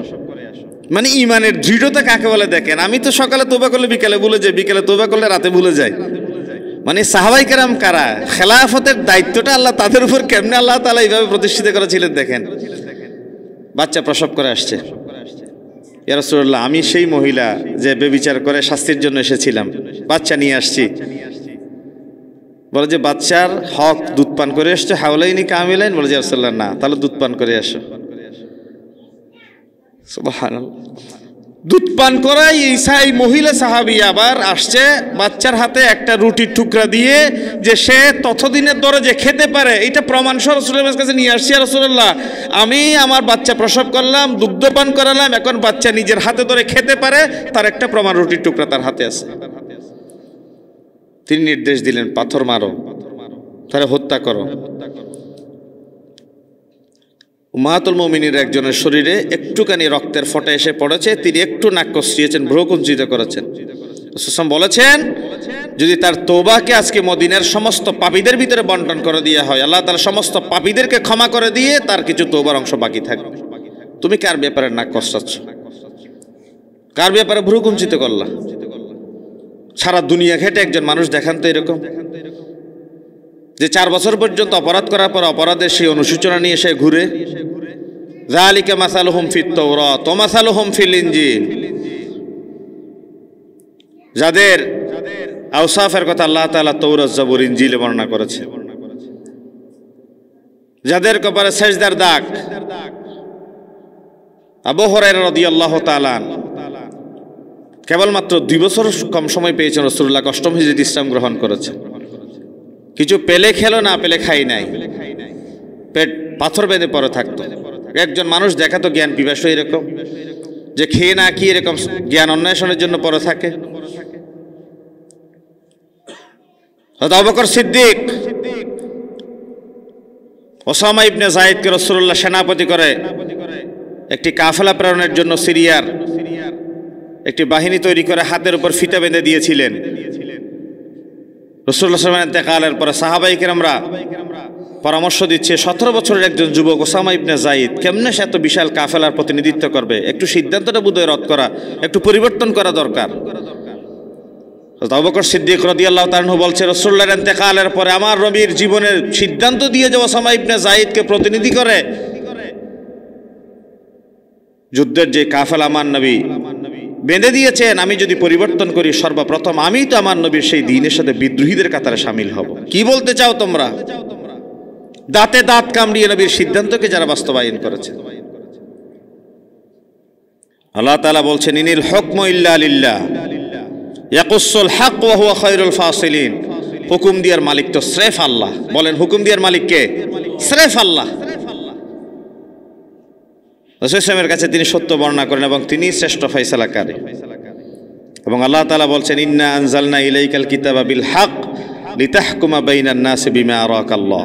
নবী হে আমার, আমি আপনাকে যে সত্য সুন্দর কিতাব ফয়সালা দিয়েছি, সেই কিতাব সেই ফয়সালা অনুসারে আপনি বিচার রায় দিবেন। ওয়ালা তাকুন লিল খায়িনিনা খাসিমা, কোন প্রতারক দ্বীনের ব্যাপারে যারা গড়িমসি করে তাদের পক্ষ অবলম্বন করবেন না আপনি। এবং আল্লাহ তাআলা সত্য সুন্দর এই বিধান প্রতিষ্ঠার ব্যাপারে তিনি বলেছেন নবী হে আমার, আপনি মদিনা প্রজাতন্ত্রের প্রেসিডেন্ট, আপনার কাছে মানুষ বিচার প্রার্থী হয়ে আসবে, আপনাকে দুটো অধিকার দেয়া হলো। বিশেষ করে লয়ারদের জন্য এই কাজটা দলিল দিতে বেশি প্রয়োজন। আমরা একসময় মনে করতাম শ্রী বেগম খালেদা জিয়ার একটা রায়ের ব্যাপারে কিছু বিচারক একসময় বিব্রত বোধ করছিলেন, এটা নিয়ে বেশ সমালোচনা হচ্ছিল দেশে, এই যে বেগম জিয়ার এই রায়, এই কোর্ট, এই আদালত বিব্রত বোধ করছে, তারা রায় দিচ্ছে না। আমরা দীর্ঘদিন সেটা নিয়ে ঘাটাঘাটি করলাম, একটু চিন্তা করলাম এটা কিভাবে হয়, এটা শরীফ ফয়সালা কি। ঘাটতে ঘাটতে একটা সময় এই কোরআনের আয়াতটা সামনে এসে গেল, ফাইন জাউকা ফাহকুম বাইনাহুম আও আ'রিদ আনহুম। নবী হে আমার, আপনার ব্যাপারে যদি আপনার কাছে যদি কেউ বিচার প্রার্থী হয়ে আসে, আপনি যদি ন্যায় বিচার করেন, ফাহকুম বাইনাহুম, দেন তবে কেউ যদি বিচার প্রার্থী আসে, আপনি যদি একান্ত রায় না দিতেও চান, অন্য আদালতে যাক। ওয়াইন তুরিদ আনহুম ফালা ইয়াদুররুকা শাইআ, বিব্রত বোধ করার অধিকার আল্লাহ বিচারককে দিয়েছে। বিচারকরা চাইলে যে কোনো একটা রায়ের ব্যাপারে ওনারা বিব্রত বোধ করতে পারেন, অন্য কোর্টে, অন্য আদালতে, অন্য বেঞ্চে সেটা পাঠানোর তিনি এখতিয়ার রাখেন। এখানে সর্বোচ্চ স্বাধীনতাও আল্লাহ তাআলা দিয়েছেন বিচারকদের ব্যাপারে। যারা রাষ্ট্র পরিচালনা করবে, যারা বিচার কার্য সম্পাদন করবে, তাদেরকে আল্লাহ তাআলা সেই স্বাধীনতা দিয়েছেন। এবং খেলাফতের আরেকটি গুরুত্বপূর্ণ মূলনীতি হচ্ছে মজলিসে শুরা কেন্দ্রিক শাসন ব্যবস্থা। আল্লাহ তাআলা নবী করিম সাল্লাল্লাহু আলাইহি ওয়াসাল্লামকে বলছেন, হাবিব আমার ফাবিমা রাহমাতিম মিনাল্লাহি লিনতা লাহুম, আপনি অতিশয় কোমল সাহাবায়ে কেরামদের জন্য। ওয়ালাউ কুনতা ফাজ্জান গালিজাল কলব লানফাদ্দু মিন হাওলিক, আপনি যদি কঠিন হতেন তারা আপনাকে ছেড়ে ভাগতো, আপনার আশেপাশে কেউ থাকতো না। এরপরে কি বললেন, ফাআফু আনহুম, আপনি তাদেরকে ক্ষমা করুন। ওয়াস্তাগফির লাহুম, শুধু ক্ষমা করবেন না, তাদেরকে কাছে টেনে আপনিও আল্লাহর কাছে তাদের পক্ষ হয়ে ক্ষমা চান। ওয়াশাওয়িরহুম ফিল আমর, আপনি তাদের সাথে একটু মুশাওয়ারা করুন। তাহলে পরামর্শের রেজাল্ট কি হবে?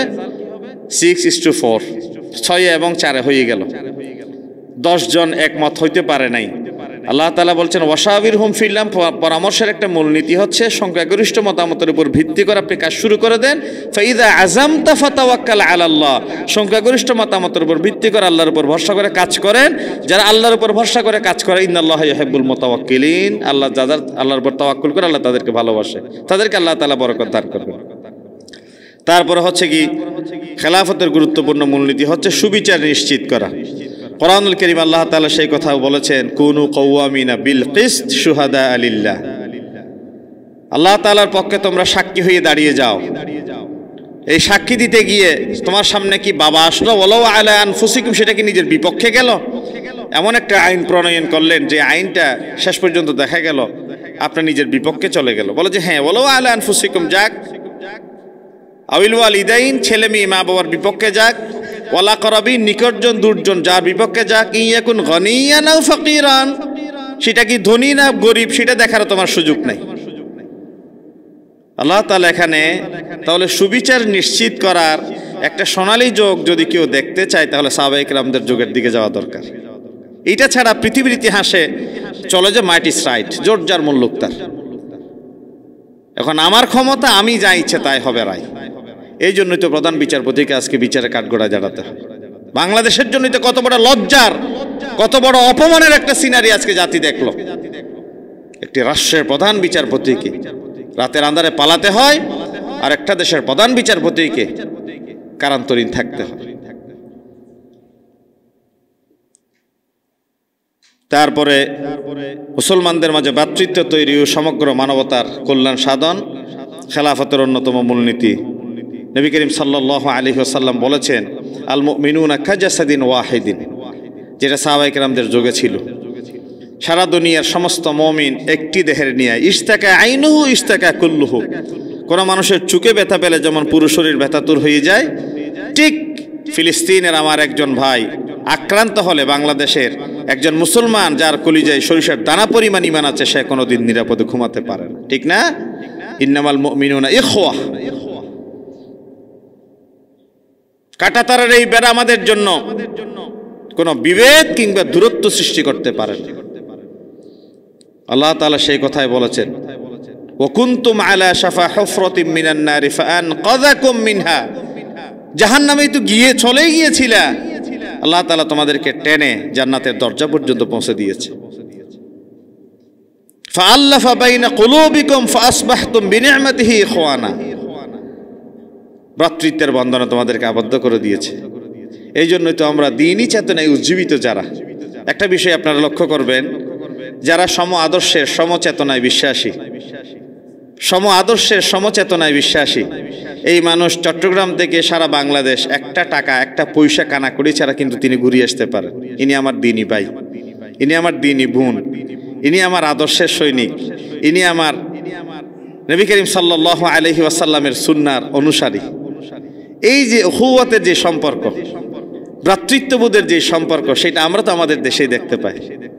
এমন দায়িত্বশীলকেও আমরা পেয়েছি জীবনে, বিশ্ববিদ্যালয় লাইফে দায়িত্বশীলে চট্টগ্রাম বিশ্ববিদ্যালয়ে আমরা এমনও সময় দেখেছি, যদিও আমরা ফ্যাসিজমের সময়ের সেই 7-8 সালের দিকে দায়িত্বশীলরা রাত্রিবেলায় টিকই ঘুমিয়েছে, কিন্তু ফজর উঠতে দেখি যে বালিশটা আমার মাথার নিচে, তিনি ফ্লোরে মেঝেতে ঘুমাচ্ছেন, হাত তার মাথার নিচে, হাত মাথার নিচে, এবং শেষ রাতে উঠে তিনি আল্লাহর দরবারে তাহাজ্জুদে দাঁড়িয়ে গিয়েছে।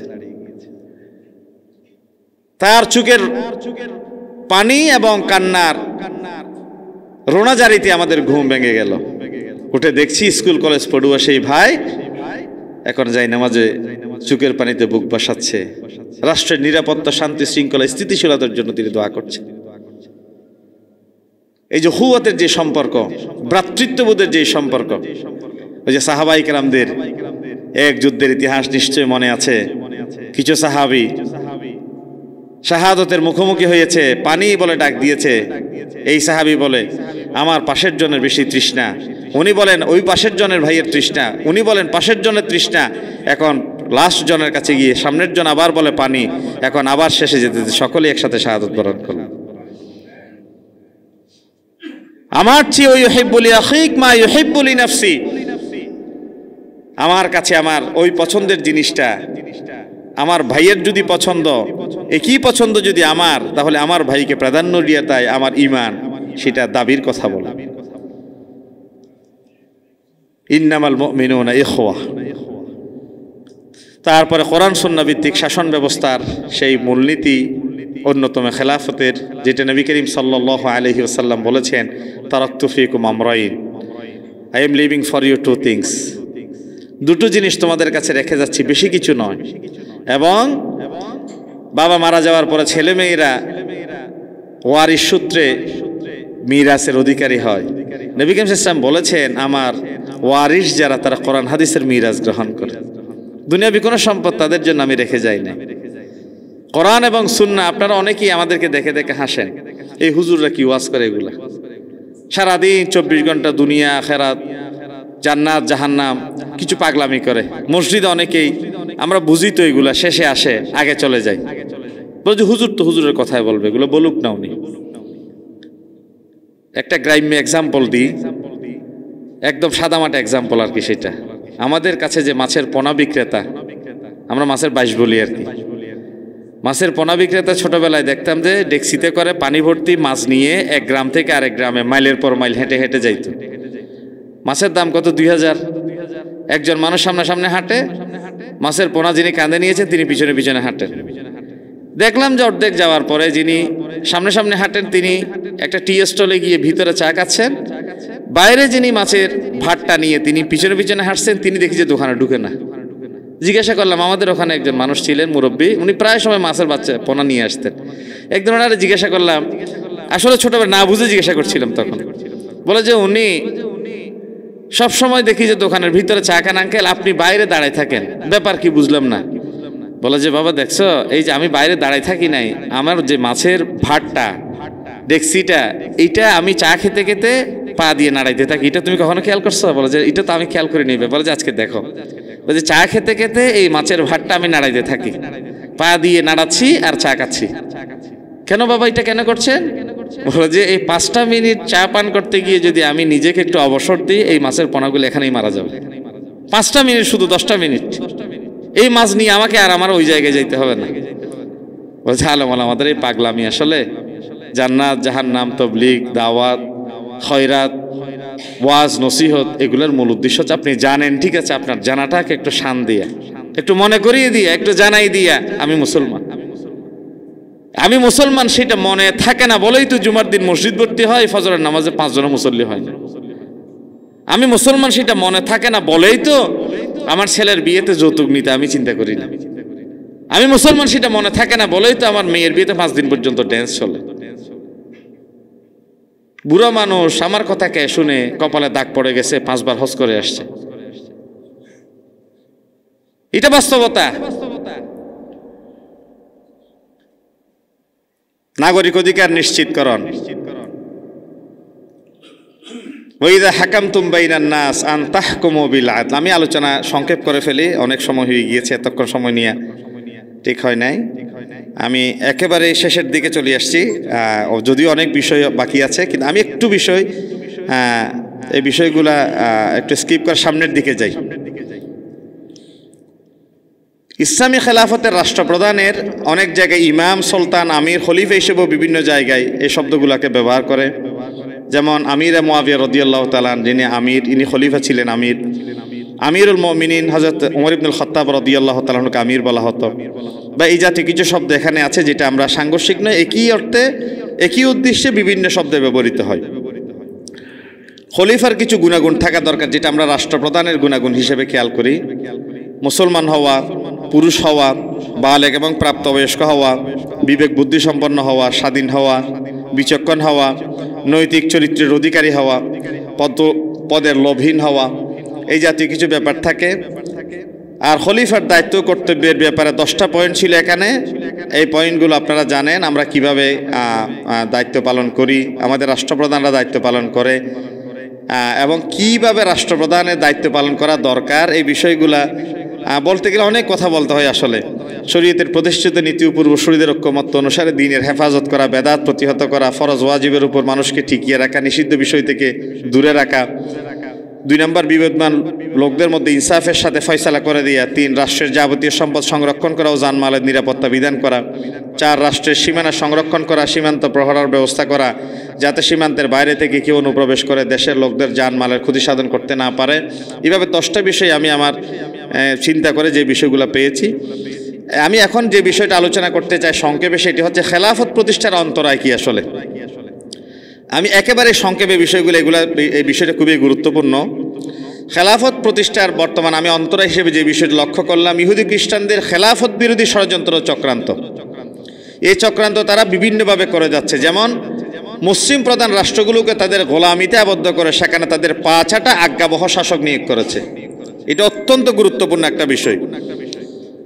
মুসলিম রাষ্ট্রপ্রধানদেরকে তাদের গোলামি করার এবং তাদের পা চাটার, তাদের আজ্ঞাবহ হয়ে যেখানে নিয়োগ দিয়ে রেখেছে, বসিয়ে রেখেছে পুতুল সরকার হিসেবে।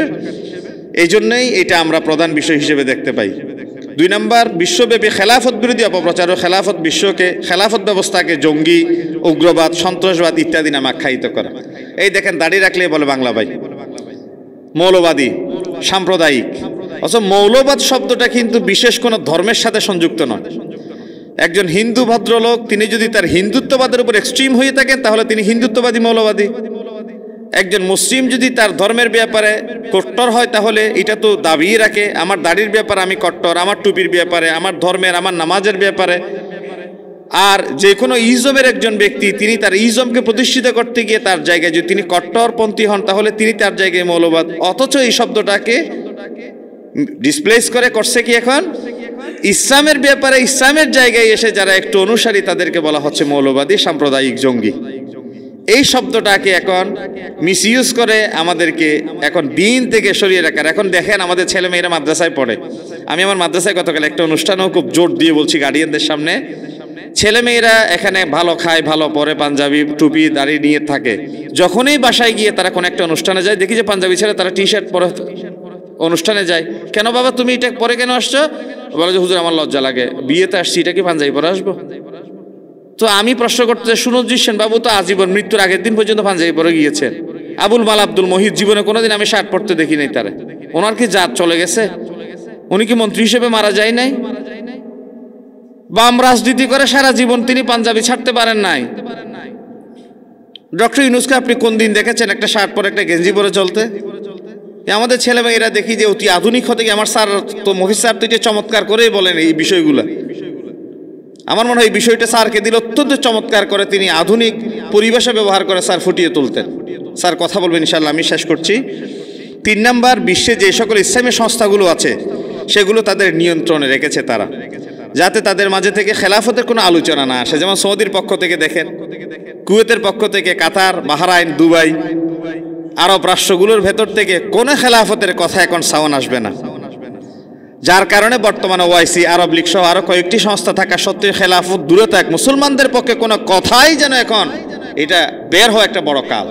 ফিলিস্তিনের পক্ষে একটা বিবৃতি দিয়ে একটা কথা বলা, এটা যেন তাদের জাত চলে যাওয়ার সমান। 4 নাম্বার মুসলমানদের মাঝে অনৈক্য, ওয়াহাবি, সুন্নি, মাযহাবি, সালাফি, লা মাযহাবি, কিয়ামি, লা কিয়ামি, এটা 10 জনের ভিতরে 15টা বিভেদ। এই তরিকতের টুপির সাথে ওই তরিকতের টুপির মিল নাই, এই পীরের অনুসারীদের সাথে ওই পীরের অনুসারীদের কোনো সম্পর্ক নাই। বাংলাদেশে 95,000 মানুষ, 1,95,000 সম্ভবত মানুষ পেশা হিসেবে আদমশুমারিতে উল্লেখ করেছে তারা পীর। এটা বাইদেশ্বরের পীর সাহেবের রিপোর্ট। সম্ভবত 1,95,000 মানুষ, যদি আমার সংখ্যাটা ভুল না হয়ে থাকে, নিজেদের পেশা হিসেবে উল্লেখ করেছে পীর। আপনি খবর নিলে দেখবেন 1,95,000 পীর, তারা কমপক্ষে 3 লাখ মতভেদে বিভক্ত।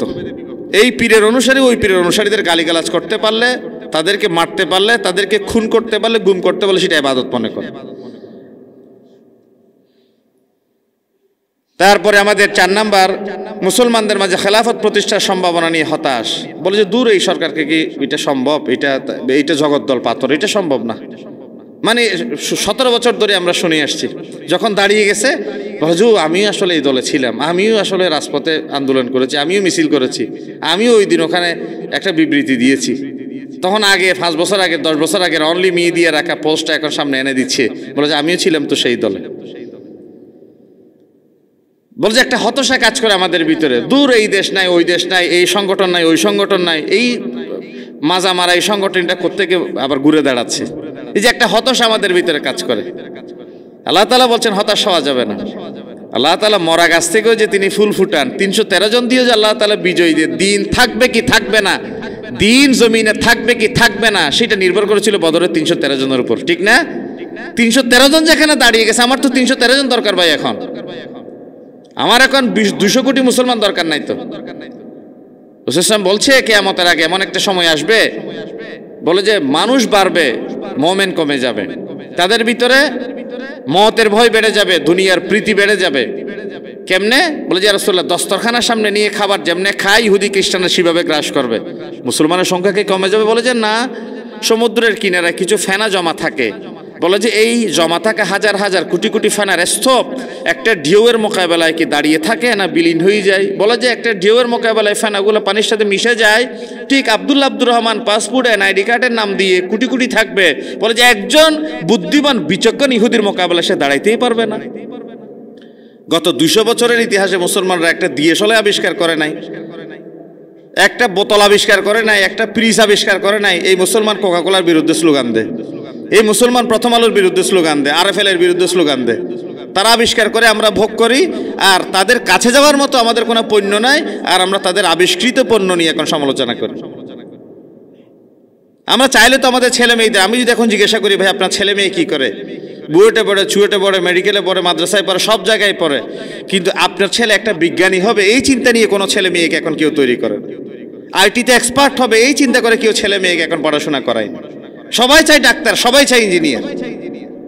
কেন? সেনাপ্রধানের এই চিন্তা নিয়ে, রাষ্ট্রপ্রধানের একটা চিন্তা নিয়ে, অথবা আইটিতে বিশেষজ্ঞ হয়ে একটা ছেলে ইন্টারন্যাশনালি নেতৃত্ব দিবে এই চিন্তা নিয়ে কোনো কেউ ছেলে মেয়েকে সে তার যোগ্যতা হইলে হইল আলহামদুলিল্লাহ, না হইল সুবহানাল্লাহ, এটা আমার দরকার নাই, তার যোগ্যতা নিয়ে সে যা হওয়ার তাই হবে। সুনির্দিষ্ট টার্গেট নিয়ে পরিকল্পনা বেশ একটা কাজ করবে, সেটা যেন আমাদের ভিতরে এখন চেপে ধরল হয় না।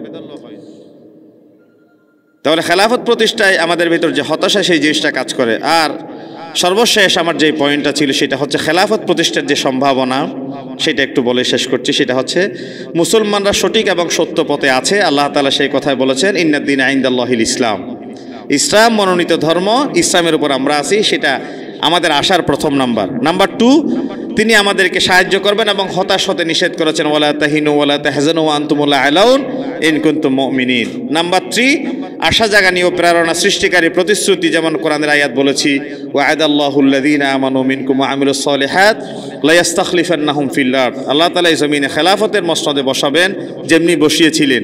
তিনি আমাদের অন্তরে শান্তি দিবেন, তিনি পছন্দ করেন এমন দিন এই জমিনে কায়েম করবেন, সেটা আল্লাহর ওয়াদা। 4 নাম্বার, ফিতনা সমূহ ভবিষ্যৎবাণী এবং আসন্ন পরীক্ষা সমূহের আগাম সংবাদ। আল্লাহ তাআলার হাবিব বলেছেন, বলে যে সামনে এমন ফিতনা আসবে যা তো ভবিষ্ঠ ব্যক্তি দণ্ডায়মান ব্যক্তি থেকে উত্তম হবে, দণ্ডায়মান ব্যক্তি চলা ব্যক্তি থেকে উত্তম হবে, চলমান ব্যক্তি ওই ব্যক্তি থেকে উত্তম হবে যে দৌড়াচ্ছে। ফিতনা যে কাউকে গ্রাস করবে তাই যে ব্যক্তি কোনো আশ্রয় পাবে সে যেন তা গ্রহণ করে, অর্থাৎ ফিতনা থেকে বাঁচার জন্য সে চেষ্টা করে। যেহেতু আগাম আমাদেরকে সুসংবাদ দেওয়া হয়েছে, আমরা ফিতনা বুঝতে পারি, চিনতে পারি, ওলামায়ে কেরামরা সজাগ করে, আমরা ফিতনা থেকে বাঁচার জন্য সজাগ থাকবো। 5 নাম্বার, মানুষের অন্তর পরিবর্তন করে দেওয়ার মালিক একমাত্র আল্লাহ। এই জন্য আল্লাহর কাছে দোয়া করবো, আল্লাহ তোমার 2 আঙ্গুলের মাঝখানেই আমাদের অন্তর, তুমি আল্লাহ আঙ্গুলটা ডান দিকে ঘুরিয়ে আমাদের অন্তরটাকে তোমার দিন প্রতিষ্ঠার চেতনার দিকে ঘুরিয়ে দাও, বলি আমিন। 6 নাম্বার, সংরক্ষিত শরীয়ত। হাজারো চেষ্টা করলে তাদের জ্ঞান বিজ্ঞান প্রযুক্তি ইনফরমেশন টেকনোলজি আমাদের শরীয়তের বেসিক কনসেপ্টটা তারা যারা মোমেন আর রিয়েল ফলোয়ার তাদের অন্তর থেকে কেউ মুছতে পারবেন, যেহেতু সেটা আল্লাহর সিদ্ধান্ত। ইন্না নাহনু নাযালনা যিকর ওয়া ইন্না লাহু লাহাফিজুন, সেটা আল্লাহর সিদ্ধান্ত। আল্লাহ হাফেজে কোরআনের সিনায় কোরআন রাখা মানে সেটা আল্লাহর একটা সিদ্ধান্ত বাস্তবায়ন। আল্লাহ বলেছেন কোরআন সংরক্ষণ করব, কেমনে রাখবেন? বলে যে হাফেজদের সিনায় কোরআন, মা বাবা যারা হাফেজ বানানোর জন্য, আমার মুফিজ স্যার যদিও স্যার প্রচার করে না সেটা, আমি স্যারের সাথে হজে ছিলাম, 24 ঘন্টা স্যার কোরআন পড়তে থাকে। স্যার নিজে নিজেই বুড়া বয়সে কিন্তু হাফেজ হয়ে গিয়েছে, আলহামদুলিল্লাহ বলেন না? স্যার নিজে নিজে হাফেজ হয়ে গিয়েছে, স্যার কোনো মাদ্রাসায় যান নাই। স্যার প্রত্যেকটা নামাজে দেখবেন কোরআন শরীফের মাঝখান থেকে তেলাওয়াত করে। সেটা কিভাবে? নিজে নিজে। এই যে নিজে নিজে পড়ার একটা তাড়না তৈরি হইলে বুড়া বয়সে, এই পড়ন্ত বিকালে, এটা কেন তৈরি হইল? এটা বলতে আল্লাহর একটা সিদ্ধান্ত বাস্তবায়নের জন্য আল্লাহ স্যারের অন্তরে ইলহাম করে দিয়েছে, না তুমি এটা করো, এটা তোমার করা দরকার। কারণ এই বয়সে একজন মানুষ যে হাফেজ হয়েছে, কোরআন মুখস্থ করেছে, সবচেয়ে কোরআনের কয়েকটা কঠিন পারার ভিতরে একটা পারা হচ্ছে, স্যার আজকে মাগরিবের সময় তেলাওয়াত করেছেন, এখনো বসে বসে পড়ছেন 11 নম্বর পারাটা। এই যে সূরা ইউনুস যে তেলাওয়াত করছে স্যার নিজে নিজে পড়ে। সৌদি আরবে যখন ছিলাম দেখতাম যে মিনা মুজদালিফায় স্যার ইমামতি করতেন। স্যার যেহেতু আরবের কণ্ঠে তেলাওয়াত করেন, তালুকদার স্যার খুব পছন্দ করেন স্যারকে, আমরাও দীর্ঘ সময় মনোযোগ সহকারে তেলাওয়াত শুনি। এই যে তেলাওয়াতগুলা করা, হাফেজ হওয়া, এই ইন্টেনশনটা আল্লাহর পক্ষ থেকে এসেছে। কারণ আল্লাহর সিদ্ধান্ত এই যে উলামায়ে কেরাম ছোট ছোট বাচ্চাদের সিনে কোরআন রাখার মাধ্যমে আল্লাহর কোরআন জমিনে টিকে থাকার একটা প্রক্রিয়া, এটা আলহামদুলিল্লাহ। আমি স্যারকে অ্যাপ্রিসিয়েট করি যে আমার ওস্তাদ সরাসরি এই বয়সে হাফেজ হয়েছেন, এটা আমাদের জন্য একটা মাইল ফলক, এটা আমাদের জন্য বড় দৃষ্টান্ত। আল্লাহ তাআলা স্যারকে দীর্ঘ হায়াত এবং সুস্থ জীবন দান করে, বলি আমিন। 7 নাম্বার, ভৌগোলিক অবস্থানগত বিবেচনায় আমরা দিন বিজয়ী করতে পারবো সেটা চিন্তা করতে পারি। কিভাবে? বর্তমান 170 কোটি জনসংখ্যা বলি, আমরা 200 কোটি বলি আর কি, মুসলিম উম্মাহ গড়ে উঠেছে। এই জনসংখ্যার 23.4% হচ্ছে মুসলমান। বর্তমান বিশ্বের জনসংখ্যার 23.4% মুসলমান। এশিয়া ওশেনিয়ায় মুসলমানদের সংখ্যা হচ্ছে 24.4%। মধ্যপ্রাচ্য উত্তর আফ্রিকায় 91.2%। সাহারা অঞ্চলে মুসলমানদের সংখ্যা হচ্ছে 29.6%। ইউরোপে 6% এবং উত্তর দক্ষিণ আমেরিকায় 0.6% মুসলমান। প্রতি 4 জনে একজন মুসলমান সারা পৃথিবীতে।